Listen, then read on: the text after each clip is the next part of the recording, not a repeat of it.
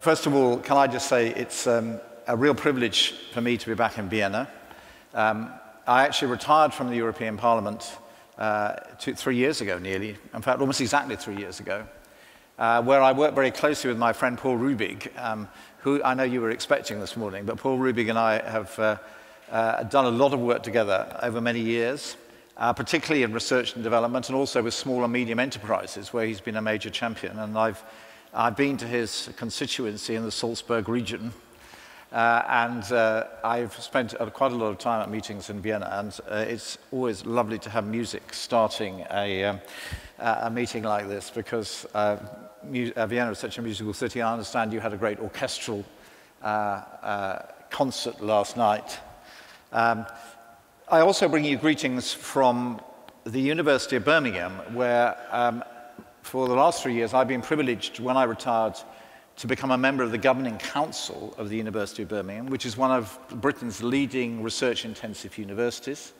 And I'm the one lay member on the research committee, so I'm very much involved in issues around research and getting to understand some of the challenges that the universities are facing. So that, for me, has been a really good project to work on. And as you heard, that one of my major work projects, enthusiasms, I would say, even in the European Parliament, was in the whole area of science and technology policy. And like many parliaments, the European Parliament has a science and technology unit, a foresight unit, to help members to anticipate the science challenges and to give them the framework for developing policy. And I think that's really important. So one of the first things, perhaps a message to say to you before we get on to the substance of the challenges facing Europe at the moment, is to say that I hope many of you are also engaging with politicians, and particularly through organisations like the Parliamentary Technology Assessment Units. You have an extremely powerful one here in Austria, by the way, I say to my Austrian colleagues, and I've been in touch with them, and they wanted to reach out to you. They're currently consulting on and having programs to reach out to citizens to consult on the next stage of European research funding, which we'll talk about in a moment. But many other countries have technology assessment units, and we also have a global reach as well. And I know there are quite a lot of people here from Japan. I was privileged to be a delegate to the STS Forum in Japan, that's held every year in Kyoto, which is a very big gathering internationally of leaders of universities and industry and politicians. So maybe some of you were there and will have heard me speak before. Well, now what I wanted to do this morning is, first of all, to give you just my own perspective about what are the big challenges that Europe is going to be facing. The scientific landscape is my talk, the title of my talk, but I want to really broaden that into the whole world of science and innovation, because I think at a policy level, we're increasingly beginning to think about those as being integrated together. And if you look at the evolution of some of the Horizon 2020 funding, which is the current program we have at the European level, many of you will know that that has programs that are now bringing industry much more into working with universities in partnerships. We have a big program of public-private partnerships, because that deployment of knowledge, that creation and development of knowledge into innovations, whether they're in the public sector or in the private sector, but generating new jobs and new opportunities, is something that is really significant. And what's been interesting for me, having been in the European Parliament over what's really been a crucial transitional period. I started in the European Parliament in 1999, before the enlargement of the European Union in 2004. But also, over that stage, there was a political drive towards a really significant increase in the investment in the European research programs. And I'm just referring to a brief, incidentally, that I wrote here, and ironically, perhaps, because some of you would expect me to mention it, so I'll mention it at the beginning. This was produced as part of a briefing for the referendum campaign in the United Kingdom about whether we should stay in the European Union, of which I was passionately on the Remain side. I want to make that clear. But one of the issues was about science and technology. Unfortunately, it got hardly any exposure in what was a very emotional debate. And I'm happy to take questions afterwards about Brexit. And by the way, I should have said at the beginning to prepare you that I'm hoping very much that we'll have a bit of a debate. So I will speak for about 20 minutes. There will be a roving microphone, so I hope that we'll have a bit of a dialogue, because my experience now as a former politician, but if politicians come to speak, people like to ask them questions, so I hope you're going to be in the mood for questions.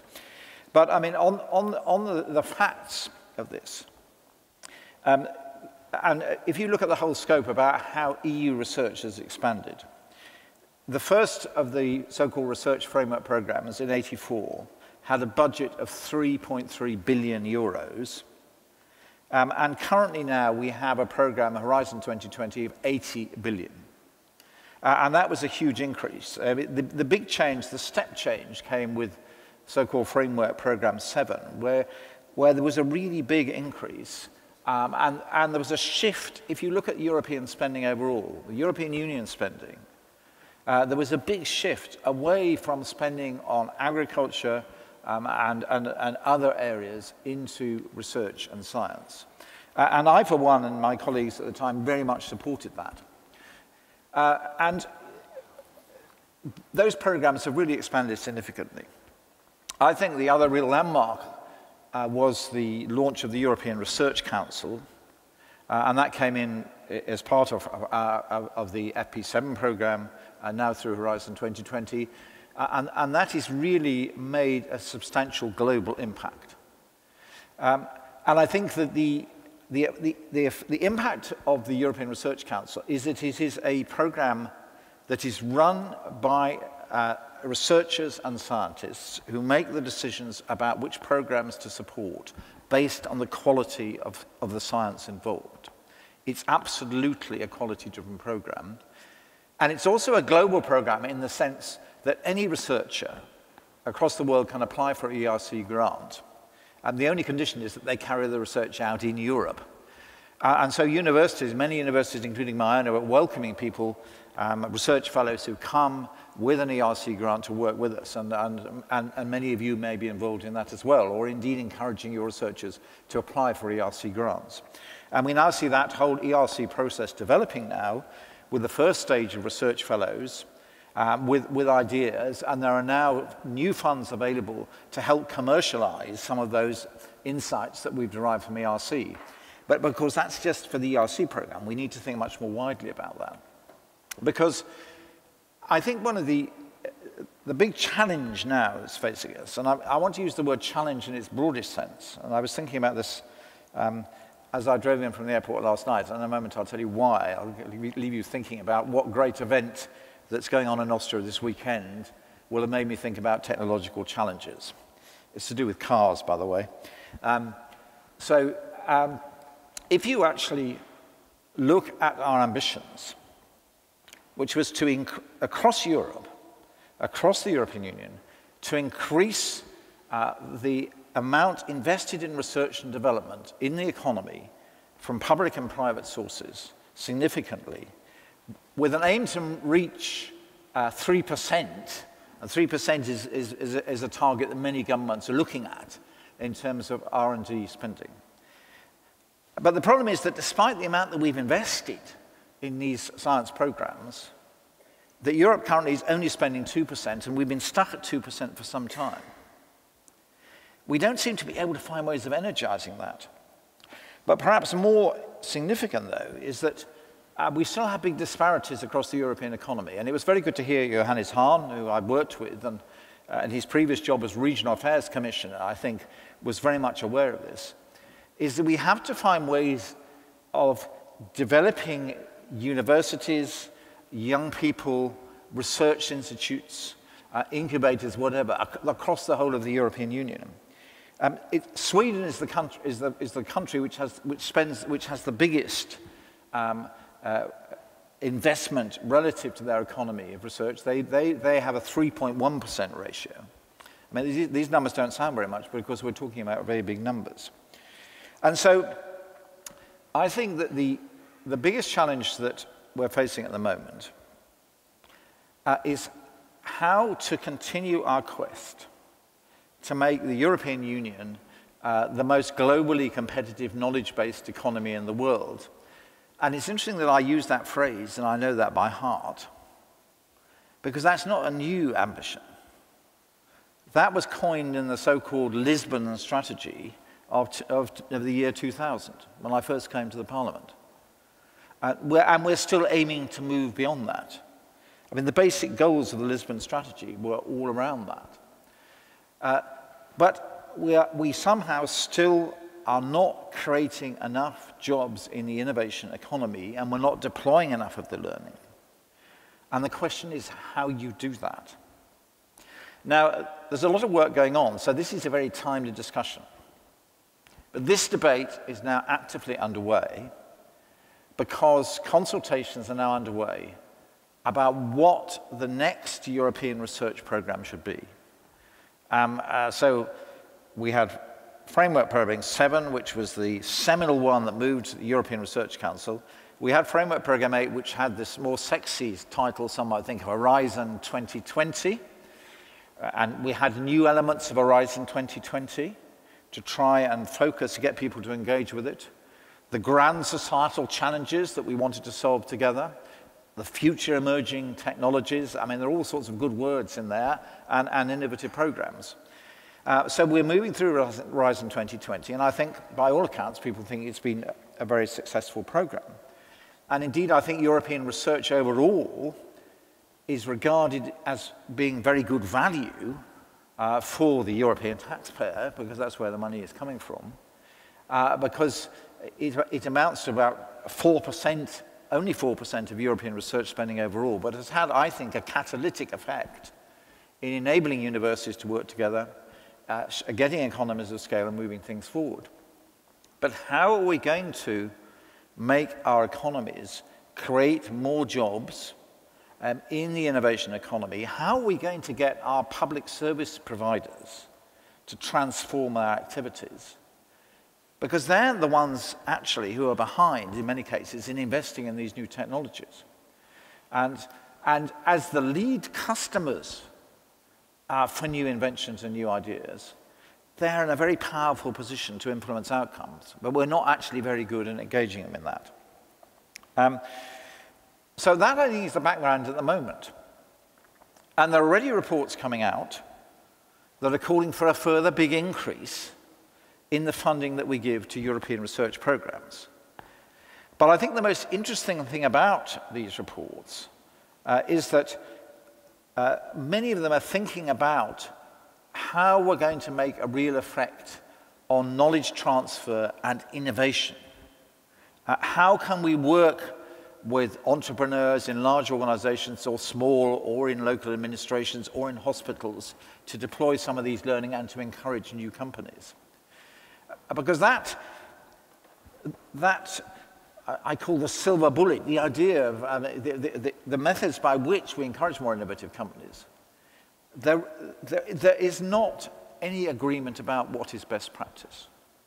This is what's interesting. I mean, I've spent a long time, and I've visited many areas, and I've looked at different projects. And many of them, by the way, funded not just within the research programs, but in the regional development programs, which Johannes Hahn was responsible for in his previous role as commissioner. And a lot of our regional development spending has gone into building technology hubs, into building science parks and incubators, and many of you may have them or seen them or be doing the same thing yourself. So how are we going to bridge this gap? Now, I teased you a bit earlier by saying that I've been thinking about some of those issues as I drove from the airport last night, very late because I'd been at the university all day. And that's about the question of challenge. I am a passionate fan of Formula One racing. I have to say, I did look to see whether I could stay the weekend here and go to the Grand Prix on Sunday. But my other passion is music, and I'm actually singing all day tomorrow. So unfortunately, I feel a bit like a singer with this microphone on. Otherwise, I would have been at the Grand Prix. But if you think about it, Formula, those of you that are enthusiasts for this, many people are. The Japanese Grand Prix is one of the most exciting circuits. I would love to go there one day. It is a huge technological challenge. And these cars are evolving all the time. While they're driving on the track and while they're racing, all the data they're collecting is being analyzed in the factories, many of them in the United Kingdom, but all over Europe, in real time. The engineers are looking at everything on the car. And in some cases, they'll be in touch with the pits, talking about, they'll be looking at what's happening to all the systems while the cars are being driving. They'll be watching the practices. They'll be analyzing all their competitors' cars. They'll be looking at all the videos. They'll have a car and they'll have a model in the wind tunnels. They'll be making new parts. When I came on the plane from Birmingham last night, when I left yesterday evening at 7:30, there were several people on the plane from the Formula One teams carrying new parts. The chap came on with a big bag with something made of carbon fiber to go on the car.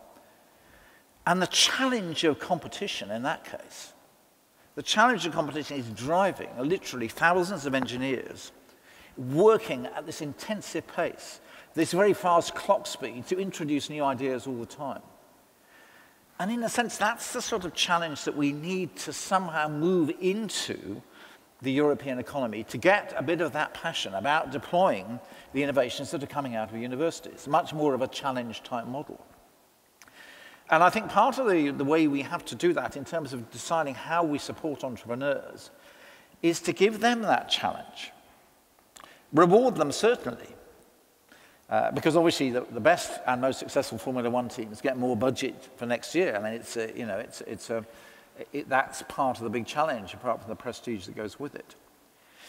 One of my passions has been, I have a number of these, and this is maybe a bit of a strange one to you, but I have for a long time been an advocate of a more challenge-based approach for public authorities to work with their suppliers by being far more ambitious in defining what they want, thinking ahead and saying, well, what are the things that our citizens want delivered to them? Not prescribing the solutions. And then organizing technology challenges, inviting businesses to come and submit their best ideas to meet these challenges. And then choosing the best ones and giving them some funding, some proof of concept funding, to develop that idea to a stage where the potential customer can say, look at those and say, I think that's a great idea, and we'll fund that to the next stage of development, and we'll deploy it. You know, the thing that public authorities have, which is really important for inventors, is they actually have the customer base there under their control. They have the data about what customers want. They have that potential market. And if one of the public authorities gives them that contract, and particularly if they're a small enterprise, that's a fantastic opportunity for them. You know, the biggest problem that inventors or entrepreneurs have is finding that first customer who's going to support them. And if you can work with the customer through that stage, then it's a real opportunity. And this is not a new concept. In the United States, they've been developing that, and it started originally with defense technology. And in the US, they still have these big programs with defense technologies. And indeed, they have some of these even bigger and more ambitious challenge programs.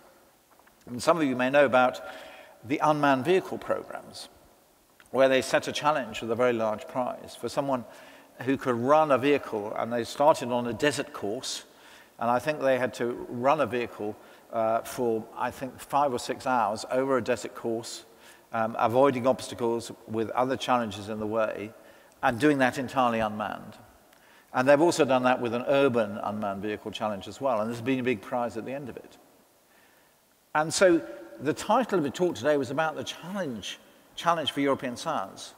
And part of the challenge for European science is the challenge itself. If we're going to energize innovation in a different and new models, we have to think about different ways of doing it. And I think the other thing that I feel, having now spent quite a long time looking at all the various programs, is that we've been looking for ways to deploy our science and technology investment in new formulations and new programs. I mean, I talked about things like future emerging technologies, grand societal challenges, more interdisciplinary research. I mean, really important things. But sometimes I feel that the process and ideas have almost taken over too much. Actually, we need some more innovation in thinking about how to deploy this funding. And for me, part of the next stage of European funding has got to be to have much more open challenges, perhaps not be so prescriptive, to allow more independence among people. So some of you here might choose to partner together on different universities and go with some great idea for supporting particular technology, maybe in conjunction with a customer, an industrial customer, a public sector customer. You know, we should be thinking much more openly about those sort of interlinked relationships. You know, the ERC is doing that for science ideas. But it seems to me that the policy instruments themselves need to become more innovative and to be subject to much more of these sort of challenges. So I hope that's going to be something that will move forward. Now, I just come back to what I said at the beginning about why it's important to address these challenges now. So I'm essentially not going to give you a lot of answers today. I'm going to give you some ideas and some frameworks, because really we're in a very fluid period and those answers are being developed. But what I do particularly want to say to all of you is that the European research programs have got to take fully into account and engage with the global dimension as well. You know, these big issues that we're trying to tackle with our research are ones that we share globally. You know, whether they're global warming, whether they're trying to cure cancer, whether they're dealing with the problems of aging, how to manage social care, all of those things. And there isn't a monopoly of wisdom. We need to reach out globally as well. I mean, the European Union has tried to make the Horizon 2020 programs much more open. Now, I know there are a lot of people from Georgia here who I think have an association agreement with the Horizon 2020 program, and that outreach is really important. And of course, as far as my own country is concerned, I mean, the British government has made it clear that future engagement with the European research programs is one of its priorities for its negotiations. I'm afraid we haven't got very far in the negotiations yet. And many of us are trying to make sure that science and technology are further up that agenda. So that global outreach is going to be really important in future. And in that context, then we want your ideas into what the European Research Programme is going to be, and about the interfaces between Europe and other global research programs, and how that should be working. And particularly about free movement of scientists and issues around copyright and open data and sharing of data, because that clearly is going to be a further principle that's underlying the future of science. And as you may know, the framework programs have been very much built around open data being made available for the results of scientific programs. And many universities, like University of Birmingham, I mean, we're investing very heavily in the tools and in the data storage facilities for all our research, because much of that may need to be, the results may need to be open because we're very active in European research funding, and they have to be made accessible to other researchers who may want them in future. These are some of the big new challenges. So we want to hear from you about that, and that process is going on. And just to give you an idea of the timescale, because I got the European Parliament Research Services to give me some very useful information here.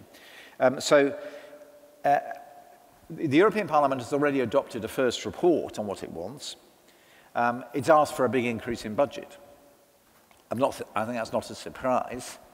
That's a response, I think, to the challenges we're facing. Whether Europe can afford that in the context of other priorities, we wait to see. So that, you know, the political support for that is still not clear. The Commission's published an evaluation, a midterm evaluation of Horizon 2020, which has just come out. And the consultations will be formally open very shortly. I mean, and there's a lot of work going on about what should be in Framework Programme 9. Nobody's yet been clever enough to invent a new title for that. Perhaps that's a new challenge that we should have, is to find a more exciting title than Framework Programme 9 for the next European Research Programme. So you heard it here first. I'm not offering you any ideas, but maybe some will come up in the discussion. So please think about getting involved in that.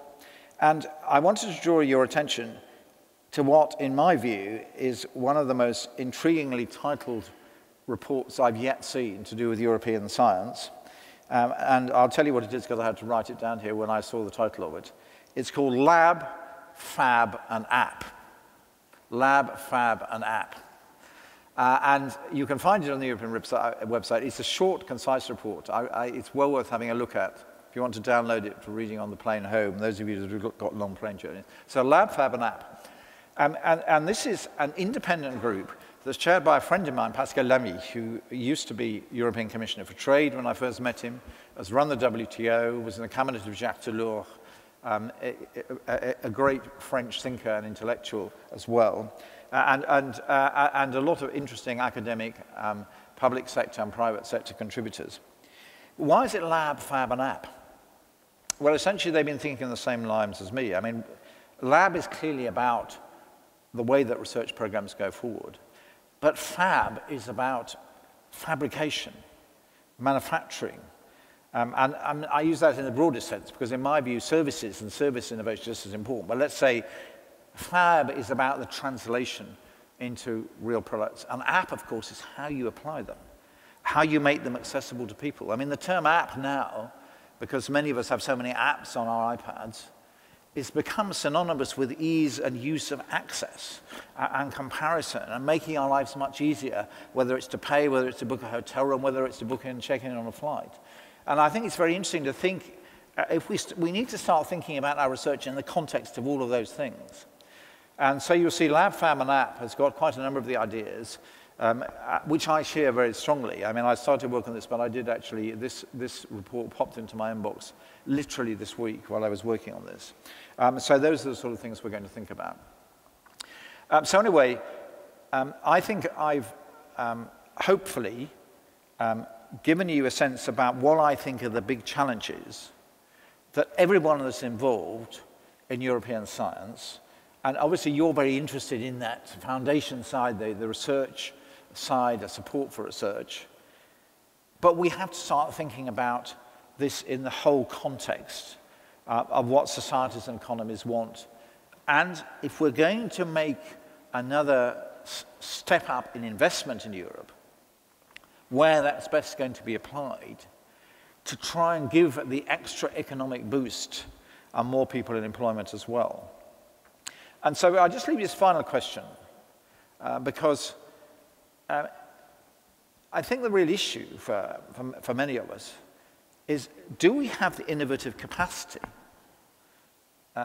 in schools, in universities even? I mean, the real innovation capacity. I mean, are we natural innovators or entrepreneurs to be able to take advantage of those? Or are we a rather more risk-averse society these days? Is it more difficult to do that? Or do we need to develop more of those ideas, those entrepreneurial skills in young people? In other words, is there an educational challenge to go with this? And I know you're also discussing this here today. And I think there are real grounds for saying we actually need to think about how we encourage people to think about innovation in much the broadest sense. And to think about innovation as customers as well. I mean, coming back to the public sector, where I've been working recently, I mean, the part of the problem in the public sector is naturally risk-averse because they have a lot of political attention on them. You know, it's always easier to buy a new computer system, but from someone you already had one before. You have these established links. You don't necessarily go and look out for what you might see as being a more risky solution. And yet taking that more ambitious approach may be exactly what society wants you to do. And so support from the public, and I think the public have shown that by their appetite for new devices, how mobile communications have been transformed with the arrival of the smartphone. So the public have an appetite for that. But equally, in a political framework, they want the ideas, but also they're interested in more security as well. So for us as policymakers, we have to think about how new technologies are going to operate, issues about trust, how people's data is going to be used, about cybersecurity, all those sort of aspects. That's probably the subject for another lecture, but all I would say is that this is something that we have to look in the bigger picture as well. So thank you very much for your attention this morning. I hope that I've stimulated a bit of thinking. I hope that it's met your expectations in terms of what you were expecting. But I think we do have time, Stefan, I think we've got time for some questions, if you'd like to ask them. So thank you very much. Let's have a bit of an open session. Thank you. First of all, thank you very much for a very enthusiastic presentation of the European Research Program. I can feel strongly that you have not been voting in favor of Brexit, at least the way you were speaking here. My name is Sven Kaspersen. I'm coming from Aalborg University in Denmark. Yeah. This is a global organization, and there are some European participations, there are African participation, Latin American, Asian, etc. And so my question will be concerning what I call the openness of the European Research Program. The openness in the context that many of us, my own university has benefited extremely from the research programs, but many of us are using the money in partnership with universities in different parts of the world. But sometimes we too have been discussing how can the research program be used for what I will call the long-term capacity building in countries which are maybe not as strong economically as we are. It could be in African countries, it could be other parts of the world. So I know that it sometimes belongs to another part of the European structure than in the framework programs, but nevertheless, I would like you to elaborate a little. How can European research money be used in an open program dealing with other parts of the world? Thank you. Yeah. Well, I mean, I agree very much with what you're saying about the fact that part of our overall mission is to try and, as you say, develop capacity building and build relationships with universities globally. But I think particularly the work that we do through our international global development programs, and I do think that needs to be integrated together. And I'm not a particular expert on that. But I think in a way you supported my point to say that those are the sort of things that I think you as the universities who are looking for new solutions, and if some of your partner universities, need to contribute to this forthcoming discussion on what the shape of FP9 is going to be. And it seems to me that we do give overseas aid money in many areas in terms of economic development and entrepreneurship and so on. But I think it seems to me that links with universities are actually extremely important, and being open to exchanges, and also in a practical way. I know, for example, that one of the big investments that Europe has made is in research networking, so that the GÉANT research network reaches now to many parts of the developed world, including Africa in particular, because that connectivity and engagement seems to be absolutely crucial for universities in whatever part of the globe they are. And indeed, if we allow researchers then access through high-capacity networks to databases of results which they can then work on, you know, that of itself is a major step forward in enabling them to work locally but be part of a global research community. Now, all of that needs to be reflected, I think, in the structure of the new program. Thank you for a very interesting presentation. My question is around your comment about having far more open challenges, because that is where I see innovation going. I think we've seen more recently in the world that the tried and the tested and the traditional doesn't always work, and the unpredictable has now come into its own. You know, we look at the sort of stance the new French president took in breaking the mold of French politics, the type of writing we had from J.K. Rowling, who ordinarily would not have been predicted as this bestseller author. We look at the innovation that comes from Steve Jobs. He didn't go through a traditional education. So how do we have this bottom-up approach where we actually reach out to innovative thinking beyond the traditional, and how do we fund it? Because it seems that we are, risk averse, and we want this predictability. It's how you win big research funding, but we do need to reach people who may not be able to give us those fantastic proposals, but have ideas that can break the mold and change thinking.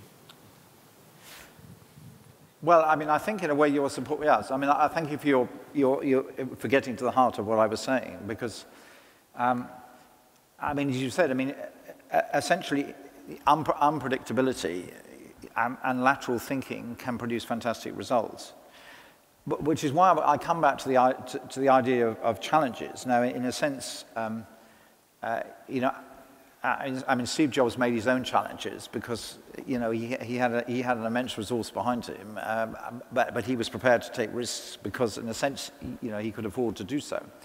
What we need to do is to find ways for people who have great ideas to give them a framework on airing, you know, the bottom-up plus is to find a way that you get ideas to solve problems to be matched with the problems that are out there waiting to be solved. And I think the problem, this is part of, I think in many organizations, but particularly public sector organizations, we have to get organizations to think in terms of what are the really big problems they want to solve, and then invite people to come up with ideas. And it could be a whole range of ideas, because we're not actually at that stage concerned about how these ideas are, or even necessarily how realistic they are, but actually to challenge people's thinking in a horizontal way. I mean, it's a very interesting example of how this applied in practice in a public sector challenge, because the Dutch government, I'm not sure there's anyone here from Holland, but the Dutch government was spending huge amounts of money in inspecting all the dikes in Holland for stability and problems, and they used to do it by traditional ways of boring holes and so on. And they went out with a competitive carriage to say, we want new ways of doing this. Come and give us new ways of doing it. And I'm not sure what final technology they subscribed in the end, but they funded at least 3 different ones, including sort of GPS or other types of sensing or aerial photography. I don't know what they were. But it was interesting that that's the way they chose to try and solve that problem. And I think that meeting unmet needs, you know, defining problems in the broadest sense, and this I'm sure is true in businesses as well, by the way. You know, that people do get established in their traditional ways of doing things. I've just written a paper for the British Local Government Association, local councils, which again is trying to challenge a bit of that thinking. I see it happening more in health services and hospitals because people are genuinely looking for new ways of doing things, and there have been enormous transformations of technology also in the way that patient care is delivered, and new ways of managing that, which is completely transforming healthcare because people are spending less time in hospital and having better aftercare treatments. But the trouble is the whole infrastructure is geared around previous technologies, so we're not necessarily thinking about that. And I think, my view, the public sector, energizing the public sector to become more innovative is one of the really big challenges that we have, and which I think would help the economy as a whole and would deliver better services for citizens. And this applies everywhere. And I mean, I just want to link the final point together. Sorry, it's always interesting when you get going on these sort of discussions. I mean, what's really interesting is that in countries, for example, that didn't have a big fixed telephony network, but went straight into mobile networks as the main method of communication, they were the first ones into mobile payments and mobile banking. And giving people that access to funds. And then you see also having more market information and other things. In other words, you know, the smart application is not just a developed world benefit. So if you don't have that infrastructure, it makes you rethink in different ways. And that's the sort of thinking we need to deploy.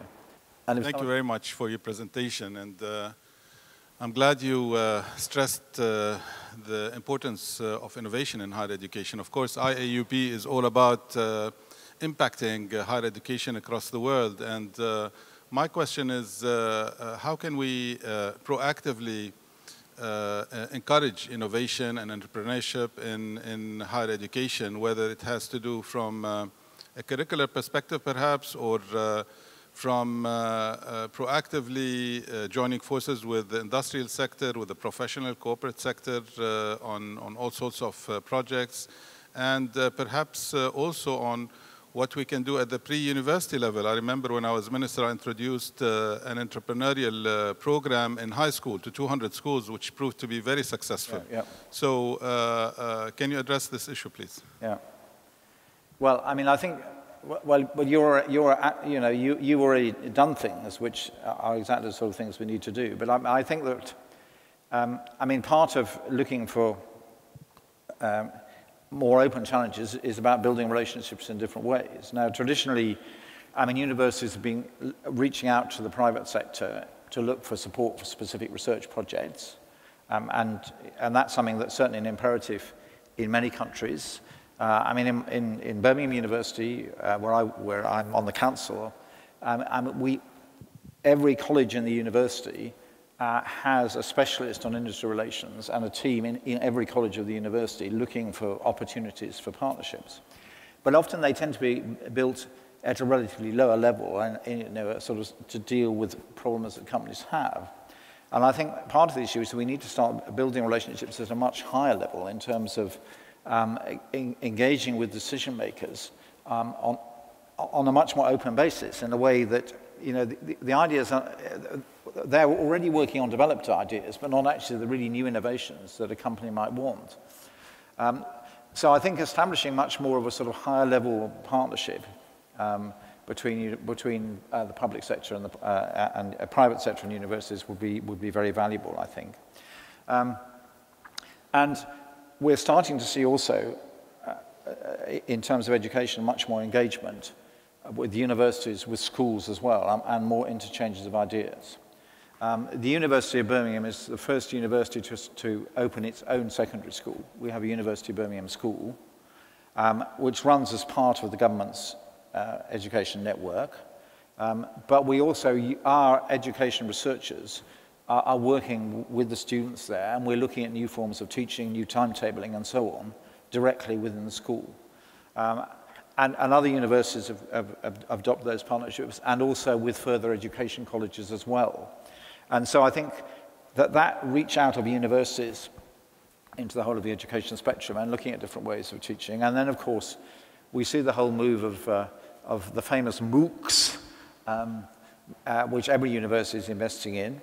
But obviously there are new tools to do that. And I would say, finally, my experience in doing a limited amount of teaching with undergraduates on European studies is that the one thing I do find is rather slow in moving forward in the United Kingdom, I'm not sure it's true everywhere, is actually changes to the curriculum because of all the things you have to do about assessments and planning the assessments ahead. And I say, why can't we do more case study-based work? And they say, well, it doesn't quite fit in with the appraisal model, and the students have to do this and so on. So I think the universities themselves need to become more internally innovative, actually, which I think was your point.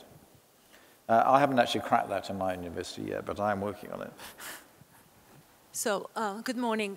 My name is Micheline Gattas. I'm from a university in Lebanon also. And we do, to kind of touch up on what the gentleman said, we do participate in a lot of the H2020, Horizon 2020 programs and the Erasmus Plus, and there's a lot of consortiums going on in the Mediterranean. But my main concern is, you touched up a little bit on how to get the entrepreneurial spirit going, but as a developing country, to put it nicely, how do we go from, we have a lot of bright minds. We educate them, help them with research, finding new things, and then they ship out. So how do we go about encouraging those students or those researchers who do find something interesting to stay where they are, yeah, to build the economies where they are, avoid brain drain? And someone said that prosperous people make poor soldiers. So the more prosperous they are, the more they stay in their country and avoid brain drain.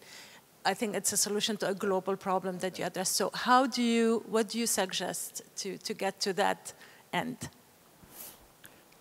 Well, I mean, I don't think there's one solution, but I mean, my observation is that I think it's important for universities to encourage their researchers who've clearly got and developed an idea which has real potential as a commercial, let's say, to start or launch a new company. And some researchers may want to make it more sort of public sector delivery. I mean, it doesn't matter what structure and that. But to give them the help and support to do that. And many universities, including mine, are already doing that, some much more successfully than others, actually. But part of it is then to help the researcher and partner them with the right people. Because often, in my experience, you find people who are naturally inventors and they want to work and develop their own technology.